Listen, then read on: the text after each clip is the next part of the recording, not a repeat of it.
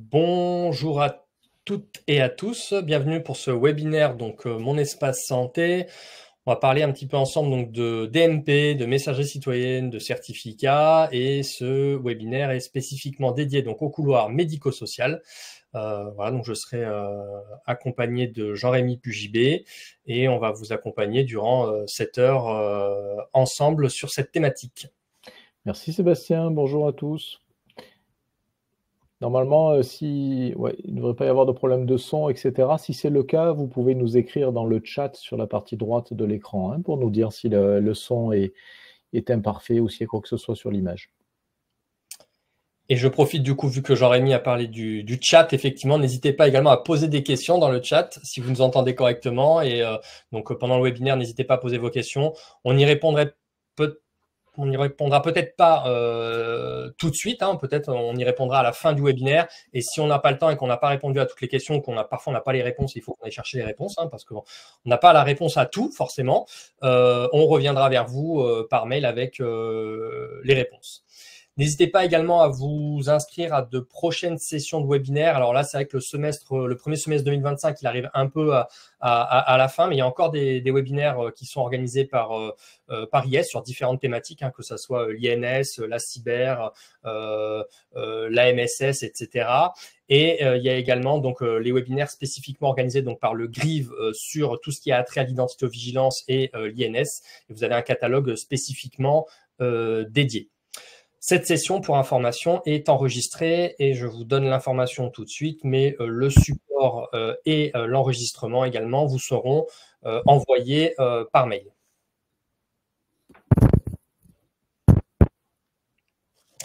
Donc, comme je l'ai dit, aujourd'hui, donc c'est moi-même qui vais vous accompagner, donc Sébastien Grandperrin, je suis chef de projet SIS pour Système d'information de santé, et également donc mon collègue Jean-Rémy Pugibé, qui est chef de produit SMS pour le collectif SI médico-social.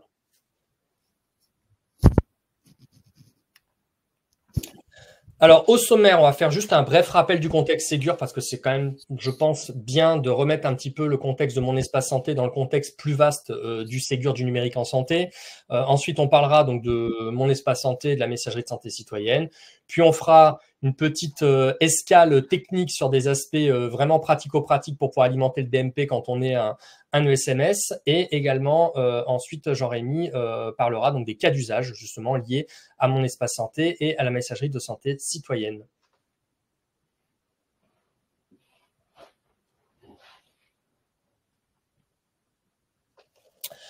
Alors, petit rappel du Ségur du numérique en santé. Donc, le Ségur du numérique en santé, donc c'est un vaste projet qui a pour but très ambitieux de généraliser le partage et l'échange fluide et sécurisé des données de santé entre professionnels de santé et usagers. Donc là, comme on peut le voir, on a vraiment donc l'usager sur la partie droite avec Mon Espace Santé qui est au centre du dispositif. Et tout autour, on va retrouver donc les 6 premiers couloirs qui ont été touchés justement par le Ségur du numérique en santé. Donc couloir hôpital, officine, médecine de ville, biologie médicale, médico-social et imagerie médicale. Il y a également donc des couloirs qui vont bientôt arriver. Donc, on va retrouver en prochain couloir donc les chirurgiens dentistes, les sages-femmes et les paramédicaux au sens large, dont les infirmiers libéraux. Donc là, effectivement, on voyait bien l'usager au centre du dispositif avec donc tous ces couloirs. Les couloirs peuvent échanger entre eux via la messagerie sécurisée de santé et peuvent également, les professionnels de santé de ces différents couloirs, échanger avec l'usager directement via sa messagerie de santé citoyenne. Bien évidemment, vous voyez dans tous les échanges qui ont attrait à l'usager, vous retrouvez le petit logo INS, puisqu'effectivement l'INS est le point qui est important pour effectivement envoyer les bons documents au bon DMP du bon patient. Donc, il faut pour cela qu'il soit bien identifié. Et vous retrouvez également donc les petits cadenas qui sont tout autour des différents couloirs qui correspondent à ProSanté Connect. Donc ProSanté Connect qui permet aux professionnels de s'identifier, de s'authentifier correctement pour pouvoir accéder et de manière sécurisée pour accéder aux données de santé. Donc l'objectif du Ségur numérique, c'était de rendre déjà tous ces échanges de données techniquement possibles. Donc l'objectif, c'est de minimiser au maximum les efforts de saisie et de sécuriser bien évidemment les échanges pour garantir la confidentialité de ces échanges. L'investissement, c'est environ 2 milliards d'euros, donc 1,4 milliard dédié spécifiquement au partage des données de santé et 600 millions qui ne sont dédiés qu'au secteur médico-social. Tout le Ségur du numérique en santé est financé par le plan de relance et de résilience européen. Alors, petite présentation donc de mon espace santé. Donc, il faut savoir que mon espace santé, c'est un service public numérique universel. Hein. Ça a été pensé pour être en quelque sorte le carnet de santé numérique des usagers. Ça a été lancé en février 2022. Il y a eu une création automatique des comptes. Sauf opposition. Donc, les usagers avaient 6 semaines pour s'opposer. S'ils ne se sont pas opposés à l'ouverture de leur profil Mon Espace Santé, alors leur profil Mon Espace Santé a été ouvert. Il faut savoir qu'à date, il y a à peu près 1,5% d'opposition, hein, qui est à peu près stable. Voilà. C'est des logiciels métiers compatibles, évidemment. Donc, cette compatibilité des logiciels métiers, elle passe notamment par la mise à jour des logiciels ou alors l'équipement en logiciel donc financé par le Ségur. Donc, c'est les fameux dispositifs qu'on a appelés SONS, donc pour système ouvert non sélectif. Donc, il y a eu un SONS vague 1 qui, je crois, qui est encore en cours, hein, je crois, pour le médico-social. Oui, c'est terminé, Jean-Rémy, le vague 1. La vague 1 est terminée, je te confirme. La vague 1 est terminée. Et donc, depuis 2024. Donc, il y aura une vague 2 qui arrivera certainement dans le médico-social. Cette vague 2, elle est déjà en cours pour le sanitaire. L'objectif de la vague 2, ce sera effectivement de déployer la partie consultation et usage de mon espace santé. Voilà pour la partie mise à jour des logiciels. C'est des financements également incitatifs. Donc, le son, c'est des financements qui ont été faits directement aux éditeurs. Donc, c'est directement les éditeurs qui ont perçu ces financements pour pouvoir équiper leurs clients.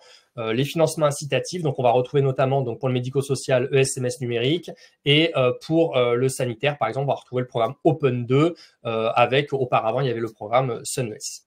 C'est également des obligations réglementaires. Donc, il y a notamment un article du Code de la santé publique, hein, qui est l'article L1111-15, et également un arrêté, donc l'arrêté du 26 avril 2022, qui liste tous les documents qui sont obligatoires, qu'il est obligatoire de verser au DMP et d'envoyer également par messagerie de santé professionnelle aux médecins traitants ou médecins adresseurs et également aux patients lui-même via messagerie de santé citoyenne.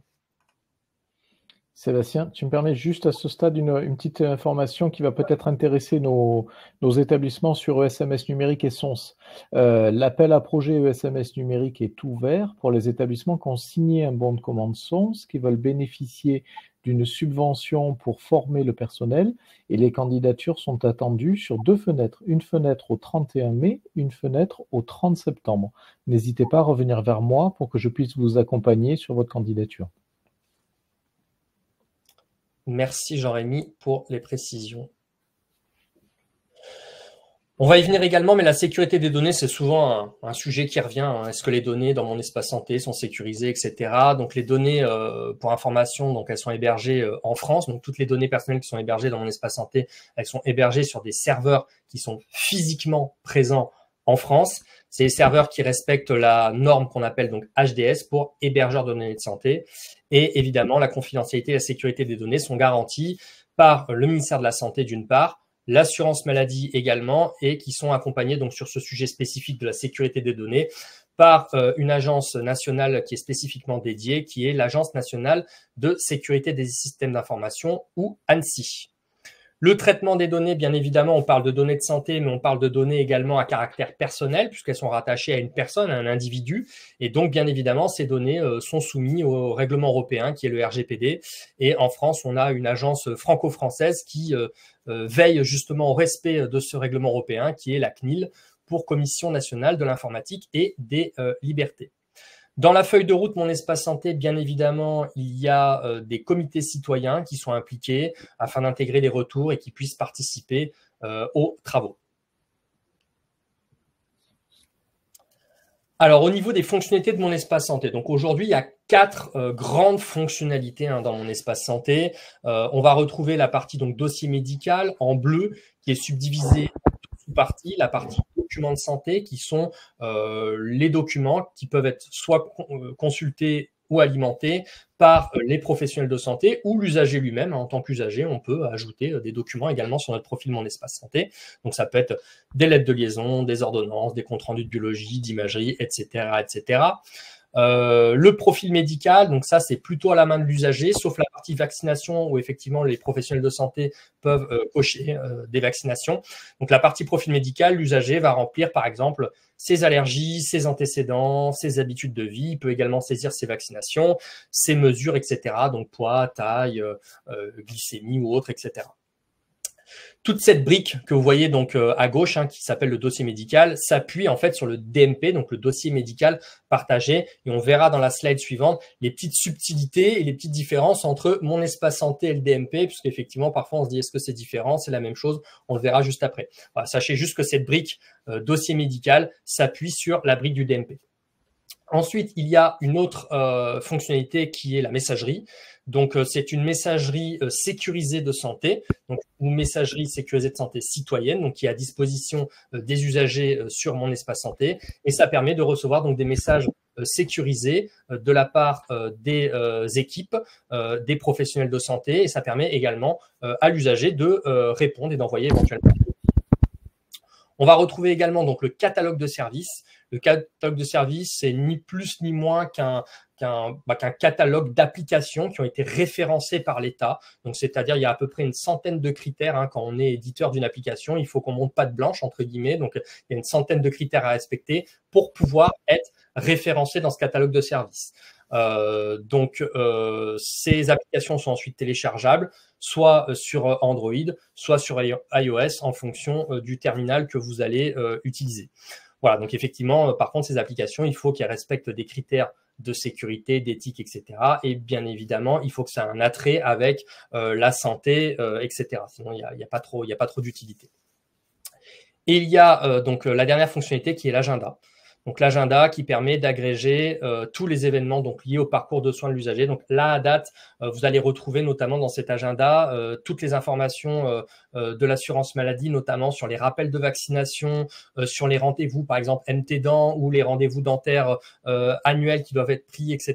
Donc voilà, vous allez retrouver également les dépistages aux différents âges de la vie. Vous allez retrouver donc voilà tout un tas d'informations qui sont prépositionnées par l'assurance maladie. Et vous-même, vous allez pouvoir ajouter, si vous le souhaitez, des rendez-vous médicaux ou autres via cet agenda. Ce qu'on peut peut-être dire sur le catalogue de services, il y a des applications qui sont très connues, que vous utilisez quasiment fréquemment. C'est donc Amélie, par exemple, ou Doctolib, qui sont partie des applications référencées que vous pourrez retrouver sur le catalogue de services Mon Espace Santé. Donc, ce que je dis juste avant, effectivement, pour bien comprendre ce petit distinguo entre Mon Espace Santé et le DMP, donc en définitive, un usager, donc vous, moi, tout le monde en tant qu'usager, pour accéder à son dossier médical et donc à ses documents et à sa messagerie de santé également, pour utiliser sa messagerie de santé, il utilise le service Mon Espace Santé. Donc, il se connecte à Mon Espace Santé, il va pouvoir accéder à ses documents et à sa messagerie. Du côté des professionnels, en tant que professionnel, bien évidemment pas en tant qu'usager, parce qu'en tant qu'usager, ils rentrent dans la case de gauche, mais en tant que professionnel, s'ils veulent donc consulter les documents de leurs patients, eux, ils vont pas utiliser Mon Espace Santé en tant que professionnel, ils vont utiliser le DMP. Et donc, ce DMP, ils peuvent l'utiliser aujourd'hui de deux manières. Donc, soit ils se connectent sur le site dmp.fr et ils peuvent effectivement, en se connectant avec leur carte CPS ou ICPS, donc Diapo Santé Connect, consulter le DMP du patient, ou ils pourront le faire via leur logiciel métier. Donc là, effectivement, c'est pas encore possible, sauf parfois dans certains logiciels métiers, vous avez ce qu'on appelle un appel contextuel qui vous permet de sortir du logiciel métier et d'aller ensuite sur le site dmp.fr, donc ce qu'on appelle WebPS DMP. Et l'idée à terme, c'est que la consultation du DMP soit directement intégrée dans les logiciels métiers. Voilà, qu'il n'y ait pas besoin de sortir du logiciel métier pour aller consulter le DMP. Donc voilà, pour un professionnel de santé, cette alimentation, cette consultation, retenez qu'elle se fait via le DMP. Sébastien, on a souvent, nous, dans les remarques dans l'équipe médico-sociale, des établissements qui nous disent « je ne peux accéder au DMP que depuis mon logiciel ». On le verra plus tard. L'accès depuis dmp.fr, c'est très peu connu. Donc, mesdames, messieurs, n'hésitez pas à regarder ça. C'est vraiment un très bon accès, facile, simple, pour pouvoir accéder aux données indépendamment des logiciels que vous utilisez dans vos structures. Ça marche vraiment bien, c'est stable, etc. Et il y a juste à taper dmp.fr dans la barre d'adresse. Hein. C'est tout simple. Vous allez arriver tout de suite sur le site internet en question. Exactement. Au niveau de la MS Santé, c'est pareil. Hein. Un professionnel de santé, pour échanger avec un usager, lui, il ne va pas utiliser le service Mon Espace Santé, bien évidemment. En tant que professionnel, il va utiliser sa messagerie, sa boîte aux lettres messagerie sécurisée de santé, voilà, pour communiquer avec son patient sur Mon Espace Santé.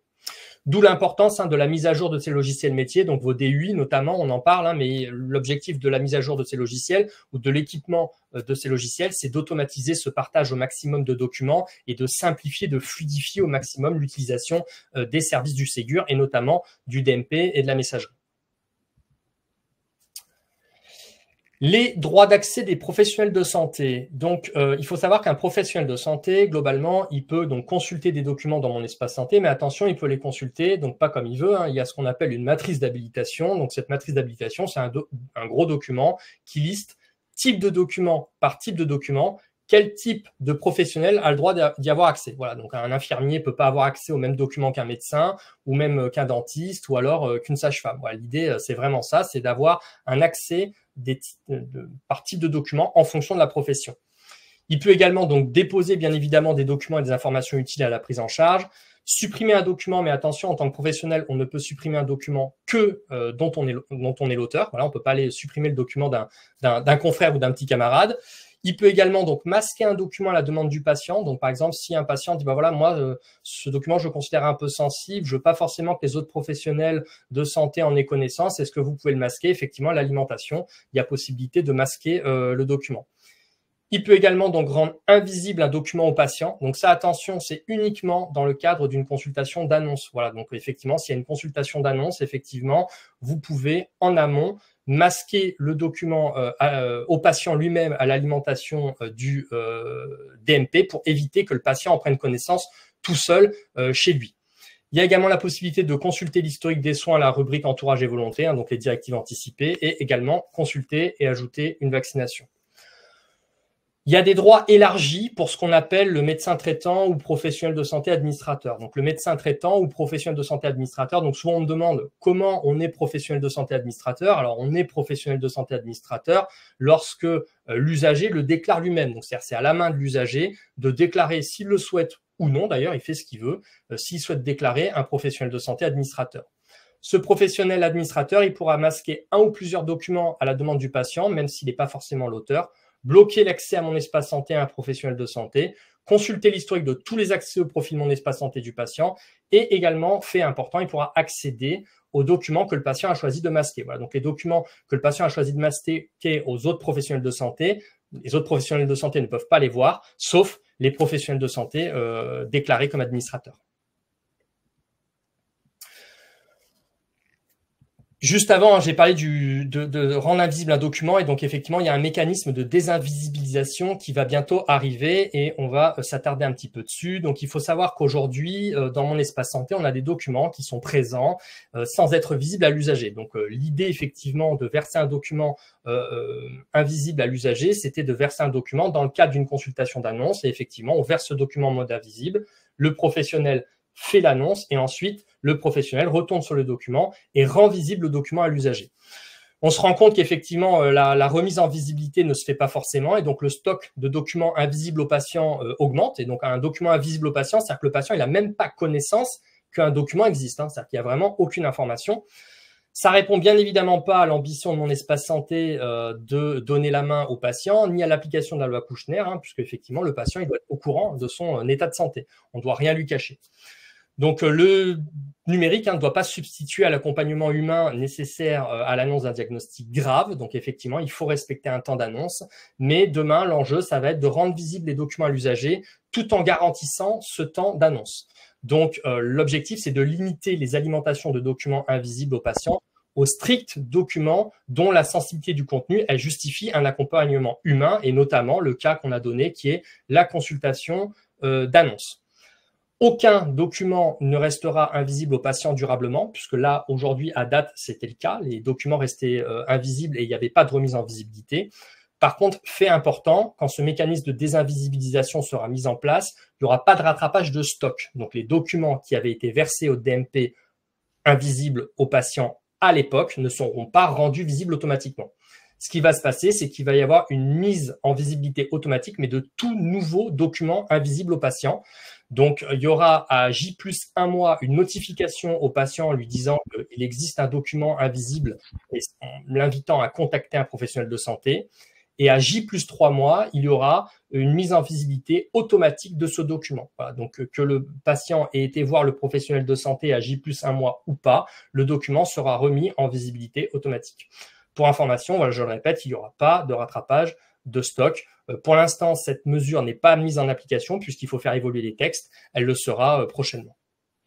En secteur médico-social, cette question de l'invisibilité des documents, elle anime souvent les équipes, notamment sur la mise sur le dossier médical partagé des projets d'accompagnement personnalisé, sur lequel, selon les situations, selon les cas, les équipes ont du mal à dire oui, mais ce document, ce que je vais déposer sera accessible et visible par le bénéficiaire, le résident, le patient, et ça m'interroge. Donc voilà, ça anime souvent les discussions d'équipe pour rédiger des projets d'accompagnement personnalisés qui puissent être vus et compris par le patient sans que ça puisse nuire à son accompagnement en fait. Là, je vous ai mis une petite visu du DMP tel qu'un professionnel de santé le voit. Donc, en tant que professionnel, effectivement, le DMP est organisé en 9 espaces distincts. Vous allez retrouver la partie synthèse, traitement, analyse, imagerie, compte-rendu, prévention, certificat, qui correspondent en miroir aux parties documents de santé et profil médical qui sont sur mon espace santé côté usager. Vous allez retrouver également les documents déposés par l'assurance maladie et dans la partie bleu foncé, il y a également la partie espace personnel. Donc, dans cette partie espace personnel, le professionnel retrouvera tous les documents qui ont été déposés par l'usager lui-même. Voilà pour ces éléments-là. Précision quand même importante, au niveau de l'imagerie, pour l'instant, sur le DMP, on ne retrouve que les comptes rendus. Il n'y a pas les images, il n'y a uniquement que les comptes rendus. Il y a un projet qui est en cours, qui fait partie de la vague 2 du Ségur, qui est le projet Dream M, qui va permettre justement d'insérer un lien au sein des comptes rendus d'imagerie. Derrière, le professionnel de santé pourra cliquer sur ce lien et ensuite consulter les images. Voilà effectivement la possibilité qui sera mise à disposition avec ce projet Dream M qui est en cours. Pour l'instant, ce n'est pas mis en place.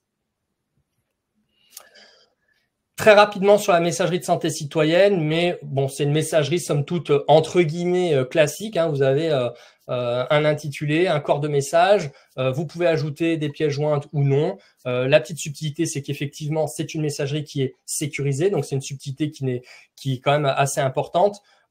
Pour échanger, un usager doit bien évidemment avoir un profil de mon espace santé, c'est-à-dire que s'il n'a pas de profil de mon espace santé, il n'a pas de messagerie, donc effectivement, il ne pourra pas l'utiliser. Et s'il veut derrière répondre à un message qu'un professionnel de santé lui a envoyé, il faut non seulement qu'il ait un profil de mon espace santé ouvert, mais il faut également qu'il se soit connecté au moins une première fois et qu'il ait activé pour pouvoir utiliser tout simplement le service.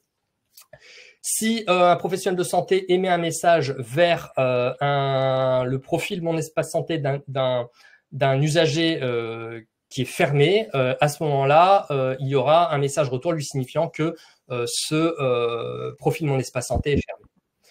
Du côté du profil du professionnel, on en a parlé brièvement, mais il faut effectivement une boîte aux lettres, donc ce qu'on appelle MS Santé. Donc, il y a 2 types de boîtes aux lettres qui permettent d'échanger avec les usagers. Donc, c'est les boîtes aux lettres MSS nominatives, donc individuelles, rattachées à un individu, une personne, un professionnel, et les boîtes aux lettres MS Santé qu'on appelle organisationnelles, qui sont rattachées à une équipe, un service, par exemple. Les règles de fonctionnement de la MSS, pour information, seul un professionnel de santé peut entamer une discussion avec l'usager. Voilà, l'usager ne peut pas, de sa propre initiative, aller contacter un professionnel de santé. Ça n'est pas possible. Il y a juste une exception qui est faite, c'est pour les pharmacies. Là, il y a la possibilité effectivement d'aller chercher une pharmacie sur mon espace santé en tant qu'usager et d'envoyer, par exemple, en amont, une ordonnance à la pharmacie pour qu'elle prépare la délivrance des médicaments. Donc, voilà, c'est la seule petite exception, c'est pour les pharmacies. Un professionnel de santé, il peut à tout moment mettre fin aux échanges. Et pour mettre fin aux échanges, il a juste envoyé le mot fin en majuscule et entre crochets dans l'objet du message et ça clôturera les échanges. L'usager ne pourra plus répondre. Voilà, je vous ai mis une petite capture d'écran de la messagerie de santé citoyenne. Bon, vous avez vu, rien d'extraordinaire. Hein. Vous avez un corps de message, possibilité d'ajouter les pièces jointes et un sujet.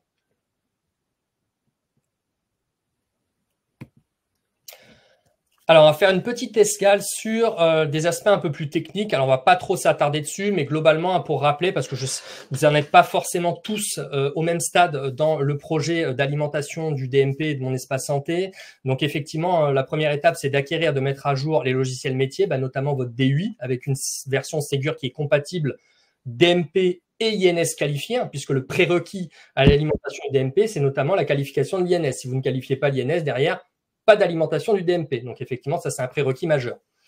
Anticiper également l'authentification du personnel des admissions au téléservice INSI, puisque pour qualifier l'INS, il faut pouvoir appeler le téléservice INSI. Pour appeler le téléservice, vous avez deux possibilités. Soit vous appelez par carte, soit vous appelez par certificat serveur. Voilà, pour appeler le téléservice. Il faut déployer, bien évidemment, une organisation à l'identitovigilance.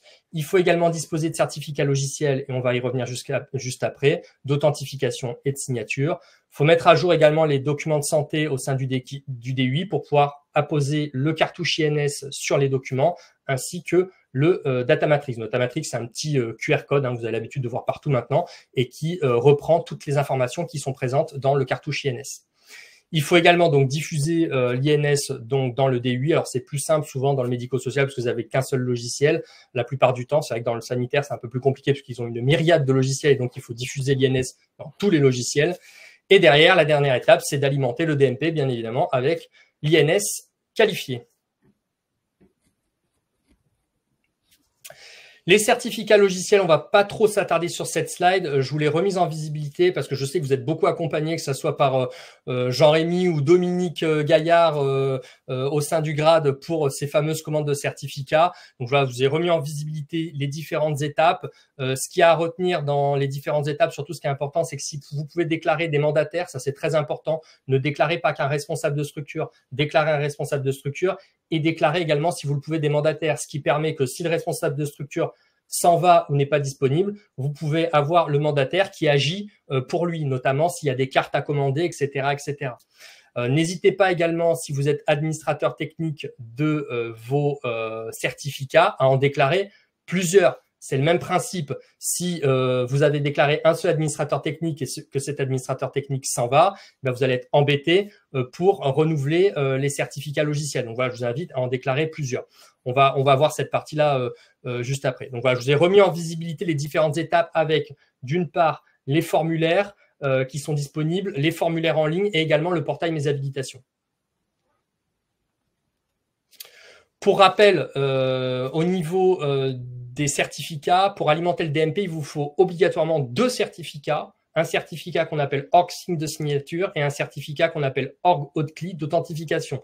Ces deux certificats sont nécessaires et suffisants. C'est-à-dire que si vous avez un de vos certificats qui arrive à échéance, vous ne pouvez plus alimenter le DMP. Voilà, donc, il faut vraiment que les deux certificats soient valides. Pour le téléservice INSI, si vous appelez par carte, vous n'avez pas besoin de certificat. Par contre, si vous appelez par certificat serveur, le téléservice INSI, c'est pareil, vous avez un certificat org haute-clé et si le certificat arrive à échéance, vous ne pourrez plus appeler le téléservice INSI. Donc, c'est pareil, veillez à la validité de ces certificats.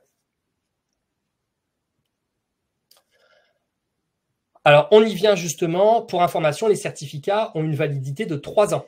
C'est-à-dire qu'au bout de 3 ans, un certificat périme et donc il n'est plus utilisable.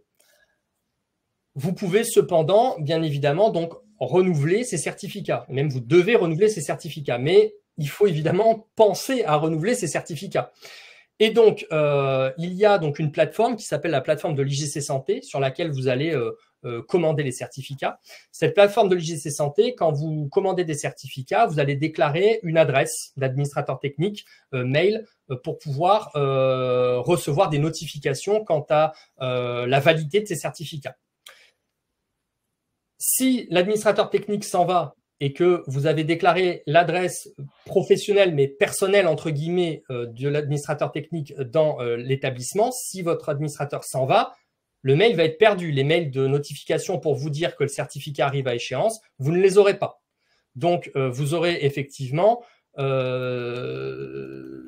notifications qui sont fournies par l'IGC Santé à 15 jours et 1 mois avant l'échéance du certificat.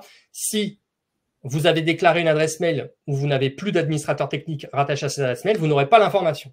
Donc, ce qui est très important, c'est de déclarer des adresses mail qu'on appelle génériques, où derrière, il y a une mailing list pour que derrière, il y ait plusieurs personnes qui aient l'information sur le fait qu'un certificat arrive à échéance, ce qui vous permet d'anticiper une rupture d'alimentation du DMP. Ça, c'est très important. Et ce qui est très important également, c'est donc une chose pareil très importante, c'est de déclarer plusieurs administrateurs techniques. N'en déclarez pas qu'un seul. Si vous pouvez en déclarer plusieurs, n'hésitez pas à le faire. Voilà pour les petits conseils qu'on avait à vous donner sur ce sujet. Et n'hésitez pas, si vous le souhaitez, à mettre en place une veille. Par exemple, tous les mois, vous mettez une veille, vous regardez la validité de vos certificats, savoir s'il y en a qui arrivent à échéance dans le mois. Je vous ai également mis l'information en cas de changement d'administrateur technique, départ, arrivée ou autre, etc.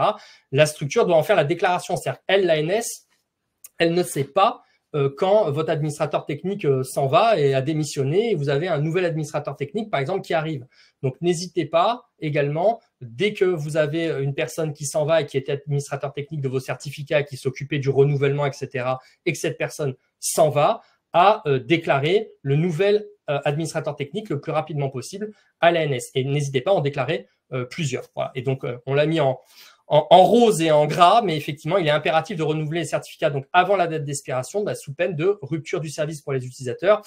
Et on se rend compte qu'effectivement, les alimentations médico-sociales ont un petit peu baissé là ces derniers mois. Donc, est-ce que ça peut être lié à des certificats? C'est possible. Donc, n'hésitez pas éventuellement à voir avec vos éditeurs si ça peut être le cas.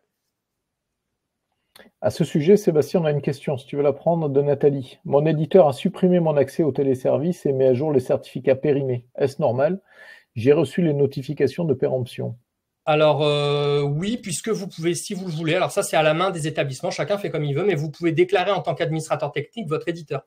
Voilà. Et c'est votre éditeur qui s'occupera du renouvellement pour vous. Voilà. Donc c'est une possibilité qui est tout à fait qui a été mise en place exprès. Donc il y a des établissements qui font le choix de gérer leur parc de certificats et d'autres qui préfèrent laisser ça à la main de leur éditeur. Donc effectivement c'est normal, si c'est votre éditeur qui s'en occupe, très bien, c'est à lui du coup de s'en charger. Ce qu'on peut rajouter aussi comme précision, c'est que dans le cadre des programmes SONS, voire même des GRAP, c'était assez nouveau pour les structures médico-sociales. Donc souvent, on a délégué cette fonction-là à l'éditeur parce que c'était plus simple, parce qu'il y avait des certificats, plus plein d'autres choses à régler. Moi, je vous invite à reprendre la main quand même. C'est-à-dire que votre éditeur, les certificats, c'est votre partie, c'est votre identité, ça devrait faire partie de votre gestion interne. Le délégué à l'éditeur, oui, dans un premier temps pour le programme SONS, après, il faut quand même reprendre la main de mon point de vue. N'hésitez pas à le faire en parallèle, quoi. Parce que pour information, c'est vrai qu'un certificat, on en fait une montagne, mais un certificat, c'est ni plus ni moins, pour schématiser très simplement, c'est une carte d'identité numérique. Donc, c'est une carte d'identité. Quand vous alimentez le DMP, ça permet de valider que c'est bien la structure X ou Y qui alimente effectivement bien le DMP. Donc, voilà, c'est une carte d'identité numérique, au même titre que vous avez votre carte d'identité dans votre portefeuille pour justifier de votre identité. Là, c'est pareil, vous avez un certificat qui permet à votre établissement de justifier de son identité auprès du service DMP quand vous allez alimenter des documents, tout simplement. Comment reprendre la main, Nathalie? En fait, c'est dans le portail Mes habilitations. Donc, vous avez nommé votre éditeur administrateur technique. Il faut reprendre, le laisser administrateur technique, mais également de vérifier qu'il y ait un autre administrateur qui puisse être nommé. Et ça, c'est à votre main. C'est pour déclarer des administrateurs techniques, c'est soit le responsable de structure, soit son mandataire. Voilà, l'un des deux qui peut effectivement déclarer des administrateurs techniques. Ce qui risque de se passer, c'est que si vous avez une rupture d'alimentation du DMP, vos résidents, vos patients, ils vont vous dire alors, vous ne m'avez pas déposé le document sur mon DMP, où est-ce qu'il est? Et vous allez perdre du temps à comprendre d'où ça vient. Alors qu'en fait, ça sera peut-être simplement votre éditeur qui aura omis de refaire le renouvellement de certificat. Ils sont plus ou moins staffés pour le faire. Donc, c'est pour ça que je me dis que c'est plus sûr de le faire en parallèle aussi. C'est pour ça que c'est pas plus mal, effectivement, parfois de garder la main là-dessus, quoi. Peut-être effectivement laisser l'éditeur avec la main là-dessus, mais vous également être quand même administrateur technique au cas où, en backup, si l'éditeur ne le fait pas, vous au moins vous pouvez le faire. Voilà pour les certificats. Au niveau des certificats logiciels, donc je vous ai mis pas mal de liens pour avoir des informations. Vous avez un guide médico-social très exhaustif. Vous avez vraiment, mais alors, toutes les informations en long, en large, en travers pour pouvoir commander des certificats. Et vous avez également, via le site web, un parcours guidé ESMS qui est assez succinct et qui vous explique étape par étape comment commander des certificats. Somme toute, ça récapitule les informations que je vous ai données ici de manière synthétique. Hein. Donc, vous aurez bien évidemment le support. J'ai vu la question qui est passée. Voilà, vous avez tous les liens vers les différents éléments. On a une question d'Amandine sur les certificats pour les libéraux ou pour tout le personnel soignant. Alors, sujet un peu plus compliqué, ça va dépendre des libéraux et ça va dépendre des personnels soignants. Mais les libéraux, admettons un infirmier libéral, un kiné libéral, un médecin libéral, a un numéro RPPS et a ses identifiants, soit avec sa carte CPS ou sa carte ICPS, avec une procédure dématérialisée Pro Santé Connect. Donc, non, il n'y a pas de certificat pour que les libéraux puissent se connecter sur le DMP depuis leurs propres outils, que ce soit dmp.fr ou leur logiciel de leur cabinet libéral. Ils utilisent leurs propres identifiants. Je vais rajouter une petite information. Par exemple, si on prend le cas d'une clinique privée hein, où il y a par exemple des libéraux qui parfois interviennent, s'ils utilisent les outils internes de la clinique, notamment le DPI ou autre, etc., là, ils vont alimenter via le certificat de la clinique. Mais c'est la clinique qui gère le certificat. C'est pas effectivement le professionnel de santé libéral. Lui, il ne fait qu'utiliser l'outil et ensuite le document qu'il aura produit va être alimenté via le certificat de personne morale, donc de la clinique. Effectivement, c'est une remarque très importante. Ça dépend comment ils exercent, quoi. Et quels outils ils utilisent pour alimenter le DMP. Exactement. Le leur au cabinet ou celui de l'établissement lors de leur exercice dans l'établissement. Exactement. Je vais te laisser la main, du coup, Jean-Rémy, sur les cas d'usage. Bien sûr, je te remercie. Alors là, l'idée, c'était de parler de quelques cas d'usage en secteur médico-social. Et on en a quelques-uns pour plusieurs couloirs, donc personnes âgées, domicile et personnes en situation de handicap. Et donc là, on vous propose un cas d'usage de Marion, qui réalise des examens de biologie ou d'imagerie médicale. Donc Marion, classiquement, est prise en charge et accompagnée par un ESMS. Et durant sa prise en charge, donc elle a besoin de réaliser des examens complémentaires. Alors on a mis les deux, hein, imagerie ou laboratoire. Donc elle a un bilan sang, par exemple, à faire. Alors, il faut bien avoir en tête, par rapport à ce que Sébastien vous a expliqué, c'est qu'on est dans le cas où l'établissement a un dossier usager informatisé qui est Ségur, c'est-à-dire qu'il a la possibilité de s'interopérer avec l'AMSS, avec l'INS, avec le téléservice INSI et également avec le DMP. On est également toujours dans les prérequis avec des professionnels de l'établissement. Donc là, vous verrez que dans le cas de figure, c'est un infirmier qui possède un numéro RPPS. Je vous rappelle qu'un infirmier a l'obligation de s'inscrire à l'ordre des infirmiers et son inscription à l'ordre des infirmiers lui génère un numéro RPPS. Un infirmier ne peut pas exercer s'il n'est pas à jour de son exercice auprès de l'ordre professionnel des infirmiers. Et l'établissement est également équipé de cartes CPX ou ICPS. Et l'établissement, comme vient de le dire Sébastien, est à jour de ses certificats. Sinon, voilà, si on n'a pas tout ça, ça ne marchera pas. Mais une fois qu'on l'a fait, ça fonctionne parfaitement. Et donc, le dernier point, Marion ne fait pas partie des 1,5% de la population française qui ont refusé l'activation de Mon Espace Santé, hein, qui ont refusé l'ouverture de leur espace santé. Alors, on va, dans le premier cas, utiliser le DMP et forcément l'INS, hein, l'identité nationale de santé du résident. Alors, les examens complémentaires sont prescrits à Marion. Lors de sa prise en charge par l'établissement, un bilan sanguin est demandé par le médecin de l'établissement. Ça peut être aussi avec son médecin traitant. La prescription a été déposée dans le DMP par un des professionnels de l'établissement. Ça peut être aussi par le médecin traitant qui, au travers de son exercice libéral, va utiliser le DUI de la structure pour pouvoir déposer dans le DMP cette demande d'examen. Je prescris à Marion une numération formule sanguine, par exemple. On passe ensuite sur le deuxième point. Marion réalise un examen dans le laboratoire de biologie médicale. Je reprends cet exemple. Là, on va enrichir notre démarche avec l'utilisation de la messagerie sécurisée de santé. Donc, Marion réalise son bilan sanguin. Le professionnel du laboratoire dépose le bilan sanguin, le compte-rendu de biologie médicale dans le DMP. Donc, les professionnels habilités de l'établissement pourront le consulter. Ils ont accès au DMP de Marion, ils vont pouvoir le regarder. Et le compte-rendu est également transmis au médecin prescripteur via sa messagerie sécurisée de santé. Voilà, on a donc là un flux sur lequel on utilise le DMP pour déposer le bilan sanguin et on utilise la messagerie sécurisée de santé pour que le médecin soit informé de cette numération formule sanguine. Le troisième point, on utilise toujours le DMP, la MSS et forcément la qualification de l'identité nationale de santé de Marion. Marion rentre dans l'établissement. Les professionnels de l'établissement prennent connaissance du bilan sanguin de Marion.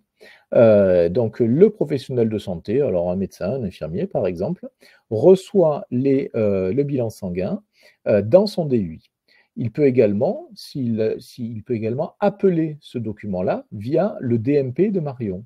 Et il met à jour le dossier de prise en charge, le dossier interne de prise en charge dans l'établissement, dans le DUI.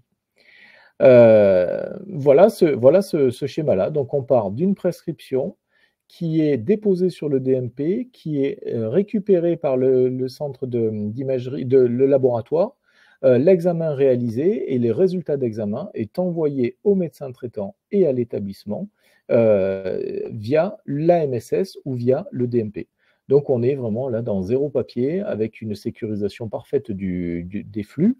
Et j'abonde en fait, je me rends compte que dans les établissements, on a souvent des établissements qui nous disent ça c'est génial parce que on a envoyé un résident, il manquait l'ordonnance, les ambulanciers ont oublié l'ordonnance, ou on a fait une consultation chez un médecin libéral et le résident étant discommunicant, comme il n'était pas accompagné et la famille n'a pas pu raconter ce qui se passait, du coup la consultation a strictement servi à rien.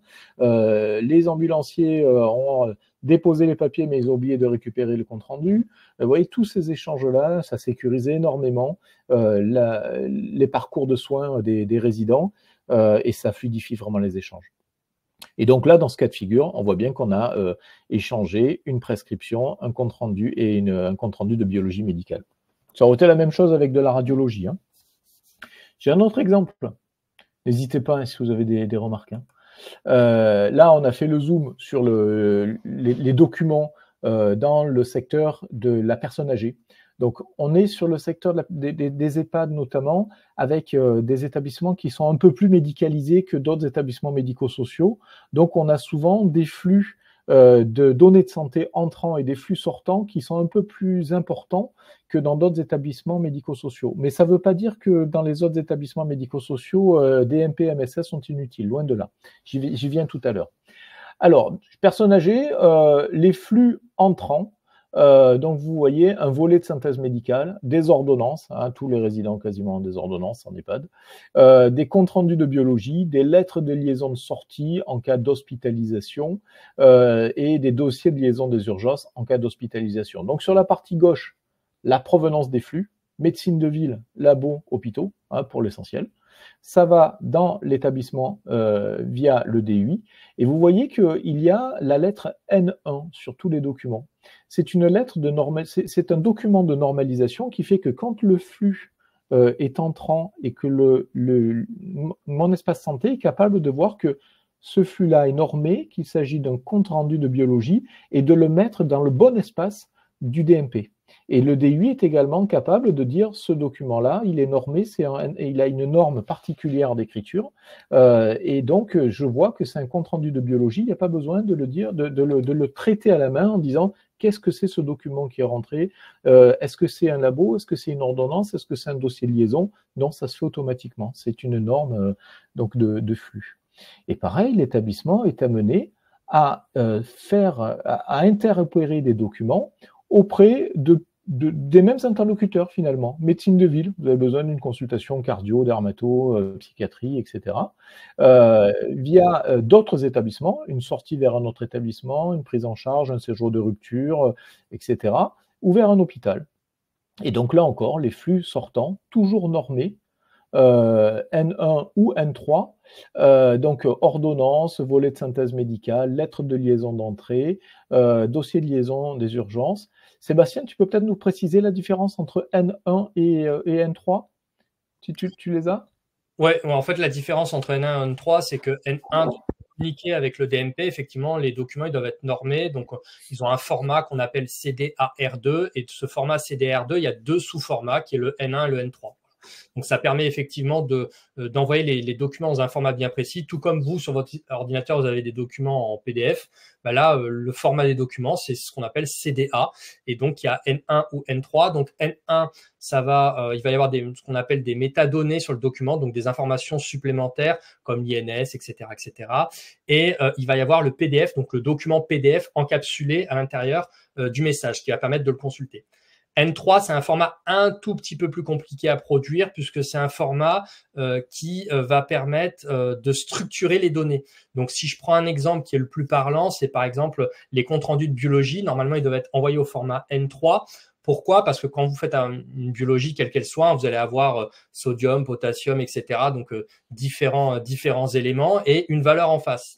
L'intérêt au format N3 par rapport à un format N1 qui est un format où on a un PDF classique, c'est que le format N3, ça va permettre de mettre ces données dans les bonnes cases et donc d'intégrer des documents en intégrant directement les informations et en les structurant. Voilà, c'est pas un fichier tout simple qu'on va recevoir et on va lire les données dans le fichier. Là, on va pouvoir recevoir les données en tant que telles et les positionner de manière structurée dans le logiciel. Voilà l'intérêt, la différence entre les deux. Donc le N3, par contre, attention, est un peu plus compliqué à produire par les éditeurs, bien évidemment, parce qu'il est structuré, donc c'est un peu plus difficile. Donc, il y a les deux modalités encore qui cohabitent. Merci Sébastien. Je vais répondre à votre question, Patrick. Hein. Donc, on a dans ce cas de figure sur une hospitalisation de personnes âgées, par exemple. Vous voyez, on est les établissements médico-sociaux et il y a quand même beaucoup de travail et un niveau de dépendance qui est souvent très élevé. Hein. Donc, des hospitalisations qui se passent plus ou moins bien, à la fois dans un aller établissement vers hôpitaux ou à l'inverse, retour hôpital vers établissement, c'est pas de la littérature, c'est du quotidien. Il me manque le document, j'ai pas le compte rendu, ils ont refait des examens ou alors il y a eu un aller-retour, on a envoyé Jean-Rémy en hospitalisation parce qu'il avait une suspicion de phlébite et puis en fait au retour ils n'ont pas regardé la phlébite, ils ont vu qu'il avait une bronchite. Etc. Mais ça, on le savait, il a une bronchite chronique. Mais nous, c'était la phlébite. Vous voyez, tout ce genre de choses avec des résidents discommunicants, des allers-retours, des échanges qui passent, des messages qui passent plus ou moins bien. La messagerie sécurisée de santé, le DMP, ça sécurise ces situations du quotidien. Et Patrick, vous avez raison. Pourquoi est-ce qu'il y a encore des médecins traitants qui n'ont pas de messagerie sécurisée de santé? C'est des réfractaires, on va dire ça comme ça. C'est-à-dire que quelque part, maintenant, l'information, elle est passée de partout.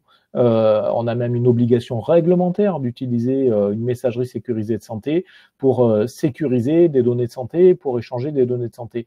Pour autant, c'est une politique publique qui a démarré il y a 4-5 ans, qui a pris son plein essor il y a 2 ans et qui est encore au milieu du gué. Donc ouais, on n'a pas tout l'écosystème qui est équipé et on a encore moins tout l'écosystème qui est utilisateur. Néanmoins, ceux qui y goûtent, ils voient que c'est simple, ils voient que ça marche, ils voient que c'est sécurisant et ils le mettent en place. Donc en fait, il n'y a pas de meilleure manière que de les convaincre. De dire mais c'est tout simple la MSS. Franchement, vous utilisez votre mail classique, vous avez une alerte qui arrive, vous avez un message sécurisé de santé qui vient d'arriver, connectez-vous, clac, un double clic et c'est fini quoi. Avec une double authentification, c'est vraiment extrêmement simple. Pareil sur le DMP, c'est simplement accompagner les usages, accompagner les pratiques. Donc, vous avez encore des médecins qui vont vous dire, bah non, j'ai pas le temps, mon cabinet il est plein, etc.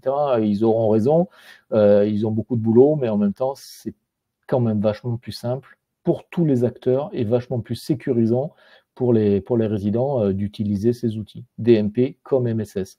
Et on peut même leur répondre que c'est une augmentation de chances médicales. Tous les programmes dont on vous parle, ils ont comme finalité ça, l'augmentation de chances médicales. Quand on communique des données de santé dans un DMP ou quand on partage des données de santé via une MSS santé, eh bien, on augmente les chances médicales des patients. Et c'est pour ça que l'Europe finance ce programme et que c'est pour ça que l'État finance ce programme, pour augmenter les chances médicales des Français. Tous les Français, hein, pas que ceux du médico-social. C'est difficile, mais bon, il faut tenir bon. Voilà, on compte sur vous. Sur les personnes en situation de handicap, donc on a peut-être un peu moins de flux entrants, mais c'est les mêmes. Hein, vous retrouvez toujours en provenance médecine de ville, labo, hôpital. Et en sortie, vous avez voilà tous les flux qui sont listés. Je ne vais pas tous les reprendre hein, les uns après les autres. On a quelques CERFA qui sont plus fréquents que dans le secteur des personnes âgées. Donc des certificats d'attestation de résidence, des comptes rendus divers. Voilà. Là encore, pour les personnes en situation de handicap, DMP, MSS, c'est extrêmement utile. On a souvent des résidents dyscommunicants ou qui ont vraiment l'incapacité d'interagir sur leur histoire de maladie avec les professionnels de l'hôpital ou de médecine de ville. Donc, il faut sécuriser les informations pour que la prise en charge partout soit productive. Et un dernier point sur les acteurs du domicile, et je vais rebondir là-dessus sur la question des projets d'accompagnement personnalisé. On a souvent dans le secteur médico-social donc les mêmes flux entrants, hein, la synthèse médicale, les ordonnances, etc.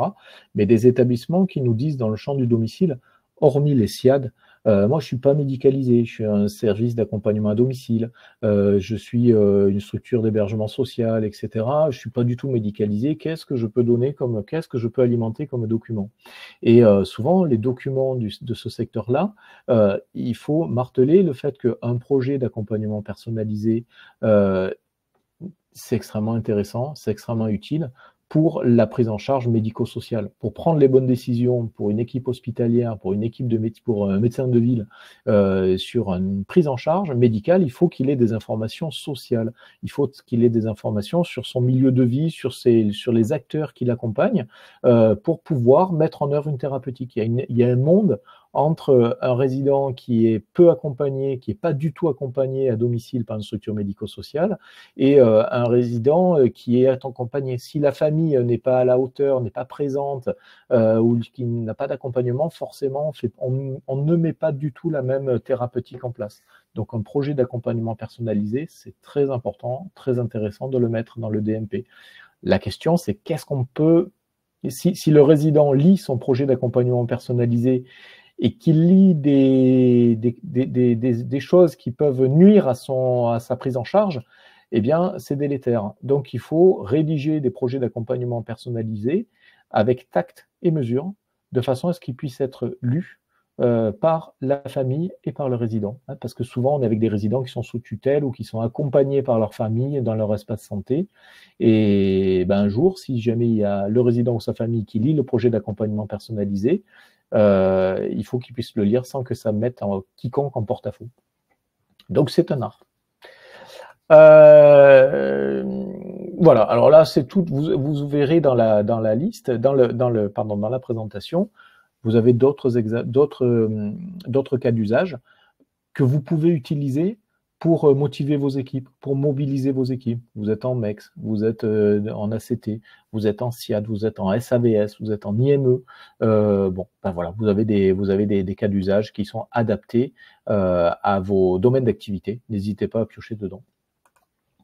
Et donc, bah forcément, hein, l'implication de tous est essentielle pour la réussite de mon espace santé. Donc, je réitère, c'est une politique publique qui a comme vocation d'augmenter les chances médicales et paramédicales, forcément, hein, parce que en médico-social, c'est l'accompagnement social et l'accompagnement médical qui fait que on augmente les chances pour le bénéficiaire. Hein. Donc, vraiment, c'est l'implication de tous et chacun dépose une brique. côté médical, côté hospitalier, côté ESMS, pour faire en sorte que les usages se développent et donc que la prise en charge s'améliore. Voilà pour ces points-là. Donc, ce que l'on voulait communiquer. Je termine en vous posant une question dérangeante. Pour comprendre mon espace santé, la meilleure manière, c'est de l'activer le sien, de l'activer soi-même. C'est-à-dire, on a quand même, Sébastien nous a donné un taux de refus d'activation de 1,5%. Pour autant, comme le taux de Français qui sont vraiment allés sur leur espace santé, il est de l'ordre de, je ne sais plus les chiffres, mais il y en a quand même, ça progresse chaque mois, mais on n'est pas à la moitié des Français qui l'ont activé, sauf erreur de ma part, Sébastien. Je ne me souviens plus des chiffres. Non, je crois que c'était 25%, je crois, on est à un quart, hein, on est à un quart d'activation. Voilà. Donc, le meilleur moyen de comprendre pour vous et pour pouvoir en parler, c'est de regarder le vôtre. Quand vous allez vous activer votre propre espace santé, vous allez voir vos certificats Covid, vos bilans sang, votre histoire de maladie, etc. Vous allez pouvoir alimenter plein de trucs. Quand vous aurez un rendez-vous médical ou une hospitalisation, assurez-vous que tout est à jour parce que ça vous évitera de venir avec le dossier sous le bras en disant mon Dieu, le bilan sanguin, le compte-rendu de radiologie, le compte-rendu d'écho-Doppler de 2021, etc. Tout est important. Pour autant, vous ne pouvez pas garder tous ces documents pendant ad vitam aeternam. Donc, le DMP, un DMP à jour, c'est hyper important. C'est hyper précieux pour la prise en charge des bénéficiaires et la vôtre aussi. Hein. Activez-le, vous comprendrez mieux. Et donc, on a un dernier point que tu voulais commenter, je crois, Sébastien, sur le retour d'expérience de mon espace santé dans le secteur médico-social. C'est ça. Il y a une question là de Patrick No. Alors, je vais vous mettre la réponse et je vais vous mettre le lien vers les informations. Alors, attends, je vous la mets. Alors mince, j'ai atteint le nombre limite de caractères. Il faut que je le fasse en 2 fois, mais je vais le faire en 2 fois, c'est pas grave. Alors, tac. Et il y a l'autre cas, donc c'est celui-là. Donc je vais vous envoyer le lien quand même du document. Donc qui détaille les règles d'accès à mon espace santé. Donc elles n'ont pas des masses évoluées. Effectivement, il y a 2 cas qui existent hein, pour pouvoir avoir le consentement du patient hein, pour consulter le DMP. Donc il y a le cas en fait où le professionnel de santé est ce qu'on appelle membre de l'équipe de soins. Et dans ce cas-là, le consentement de la personne ou de son représentant légal est dit présumé. Donc il y a consentement, mais il est présumé à partir du moment où le professionnel fait partie de l'équipe de soins. Il est toutefois important de l'informer à chaque nouvel épisode de soins et de consulter bien évidemment que les données qui sont utiles à la prise en charge. Voilà, bien évidemment. Et donc il y a un deuxième cas. Donc, c'est le cas, effectivement, où le professionnel est non membre de l'équipe de soins. Et donc, dans ce cas-là, effectivement, le professionnel, il doit explicitement recueillir le consentement de l'usager à chaque nouvelle consultation de son dossier médical. Voilà. Donc, voilà les 2 cas. Membre de l'équipe de soins, le consentement est dit présumé. Non membre de l'équipe de soins, il faut recueillir explicitement le consentement. Voilà pour les 2 cas au niveau de la consultation. Je vous renvoie également vers le webinaire de l'ANS, que l'ANS a fait un gros webinaire sur le sujet du consentement, où ils en ont parlé, effectivement, ils ont traité du sujet pendant une bonne heure et demie. Donc, je vous renvoie vers ce webinaire de l'ANS. J'avance dans la présentation et si je retrouve le lien, je vous le mets également dans la présentation. Alors, l'expérimentation dans l'espace santé, donc dans le secteur médico-social, puisqu'il y en a eu une également dans le sanitaire, hein, sur la consultation, mais là, on parle du médico-social. Donc, il y a eu 55 établissements pilotes, donc répartis sur 15 régions. L'objectif de l'expérimentation Mon espace santé dans le médico-social, c'était donc d'identifier des usages hein, entre la personne prise en charge et les professionnels impliqués, de déterminer également les outils nécessaires pour sensibiliser les usagers, leurs aidants, bien évidemment, et les professionnels, définir également les modalités de délégation d'accès pour les aidants, parce que ça, c'est un sujet qui revient souvent sur le devant de la scène dans le médico-social, c'est quid des aidants, puisqu'effectivement, cette relation aidant-aidé dans le médico-social est très importante. Actuellement, c'est un sujet qui est plus d'ordre juridique, c'est pas tant un problème technique, hein, c'est surtout un problème juridique qui doit être traité effectivement à l'Assemblée. Il faut derrière qu'il y ait effectivement que l'État puisse légiférer pour pouvoir donner en fait un statut particulier au niveau des aidants pour pouvoir utiliser donc le DMP, mon espace santé des personnes aidées, et du coup l'expérimentation, essayer de gratter justement ce sujet, d'avoir des informations sur définir ces modalités de délégation d'accès avec quel profil, quelle durée, quelles conditions, et réaliser bien évidemment des retours d'expérience. Donc, en PACA, il y a 5 établissements qui ont été impliqués. Donc, il y avait l'EHPAD Le Chalet du Soleil, le CRP Chantoiseau, l'EHPAD Le Mas des Mimosas, le SAD Varcef Toulon, l'ESAT Anne-Marie et Jean Bidard. Voilà, donc vous avez la liste complète. Hein, je vous ai mis le lien pour la liste complète des ESMS pilotes qui ont participé. L'expérimentation s'est clôturée le 19 décembre 2024 par un webinaire de l'ANS sur le retour d'expérience finale. Donc, je vous invite à le consulter. Donc, c'est un webinaire effectivement qui rebat tout ce sujet de l'expérimentation. Très bref, en 4 points, les enseignements de cette expérimentation, c'est que 100% des pilotes ont identifié des parcours et des cas d'usage au niveau des pilotes. 100% ont engagé des actions de sensibilisation, que ça soit auprès des professionnels ou également auprès des usagers. 95% des pilotes ont testé les usages de mon espace santé et 100% ils vont pérenniser ces usages après l'expérimentation. Tout en bas, pour plus d'informations, on vous a mis donc 2 liens. Un lien vers la boîte à outils Mon Espace Santé dédiée spécifiquement aux ESMS. Je vous invite vraiment à la consulter. Vous allez retrouver énormément d'informations sur le sujet. Elle est très, très bien faite, donc sur Mon Espace Santé au sens large. Et vous avez également donc un gros document de 1000 pages. Donc, c'est vraiment un très gros document qui compile tous les usages qui ont été testés par les ESMS pilotes lors de cette expérimentation. Donc, les 55 établissements pilotes répartis sur les 15 régions ont participé justement à la confection de ce document. Donc, c'est un gros document, comme je dis, il y a plus de 1000 pages. Donc, je vous invite, alors effectivement, vous n'allez peut-être pas le lire complètement, mais l'intérêt, c'est que si vous cherchez, par exemple, un cas d'usage, ça peut être un recueil de cas d'usage dans lequel vous allez pouvoir aller piocher en fonction de votre activité un cas d'usage qui potentiellement vous intéresse et que vous pourriez appliquer dans votre structure. Au niveau de l'accompagnement, ça, je viens juste d'en parler. Vous avez la boîte à outils Mon Espace Santé, donc je ne vais pas vous refaire le speech sur le sujet. Allez la voir. Et vous avez donc côté usager au niveau de l'accompagnement. Donc, il y a des campagnes de notification qui sont faites. Le site institutionnel Mon Espace Santé où il y a énormément d'informations. Il y a aussi une aide en ligne. Et si les usagers, vos résidents, par exemple, en EHPAD ou autres, ne trouvent pas de réponse à leurs questions sur ces différents terminaux, qu'ils n'hésitent pas à contacter le 3422. Donc, attention, le 3422, c'est un numéro qui est exclusivement dédié aux usagers, hein, pas aux pros. C'est un support téléphonique qu'ils peuvent contacter de 8h30 à 17h30 du lundi au vendredi. Et il y a également la possibilité de contacter des conseillers par visio-interprétation s'il y a besoin d'aide sur le dossier. Il y a également un formulaire en ligne, donc tout à fait classique, hein, comme vous avez l'habitude sur les différents outils, hein, pour pouvoir remonter des questions.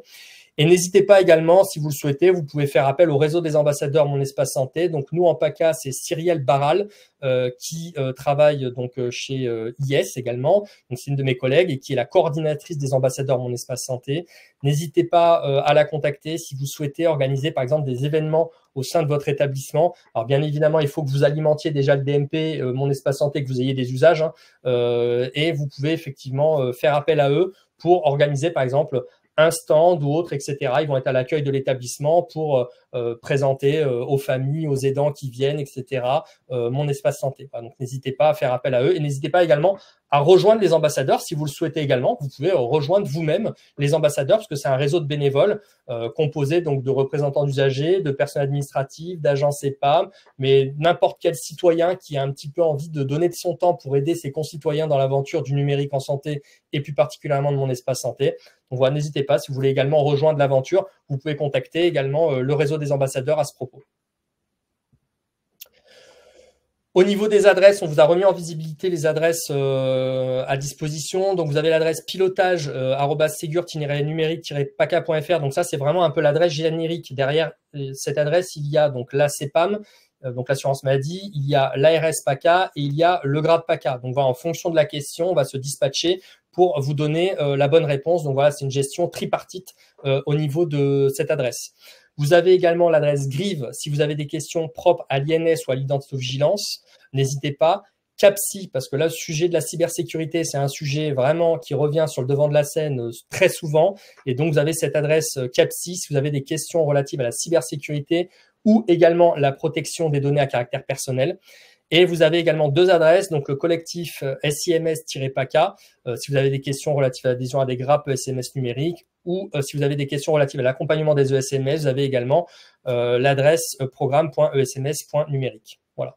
Donc n'hésitez pas à contacter ces différentes adresses. Voilà, on a fait le tour. Si vous avez d'autres questions, n'hésitez pas. Alors, Monsieur No, je vais essayer de vous retrouver bougez pas, vu qu'on a un tout petit peu de temps. Je vais essayer de vous retrouver le webinaire sur le consentement. Et comme ça, je vous donne le lien. Tac, tac, tac. Alors,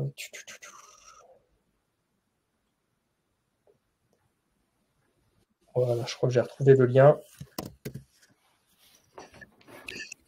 Voilà, je vous l'envoie.